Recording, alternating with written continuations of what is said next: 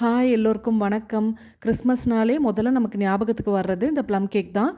இந்த ப்ளம் கேக்கில் மைதாவோ ஒயிட் சுகரோ எந்த ஒரு ஆல்கஹாலும் இல்லாமல் அடுப்புலேயே செஞ்சுருக்கோம். வாங்க எப்படி செய்யலான்றதை பார்த்துடலாம். அதுக்கு ஆரஞ்சு ஜூஸை ரெடி பண்ணி எடுத்துக்கணும்.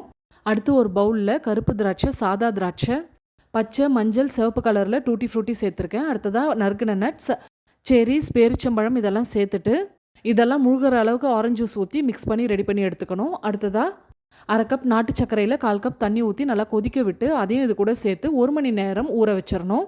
அடுத்ததாக மிக்ஸி ஜாரில் அரை கப் நாட்டு சர்க்கரை, இது கூட அன்னாசிப்பூ, பட்டை, ஏலக்காய், சுக்கு, ஒரு சின்ன துண்டு ஜாதிக்காய், கிராம்பை சேர்த்து நல்லா ஃபைனாக அரைச்சி எடுத்துக்கணும்.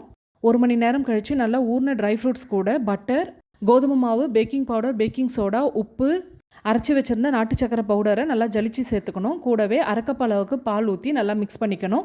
அளவெல்லாம் ஸ்க்ரீனில் கொடுக்குறேன், செக் பண்ணிக்கோங்க. பேட்டர் ரொம்ப திக்காக இருக்கிற மாதிரி இருந்ததுன்னா இன்னும் கொஞ்சம் பால் சேர்த்து மிக்ஸ் பண்ணிக்கலாம்.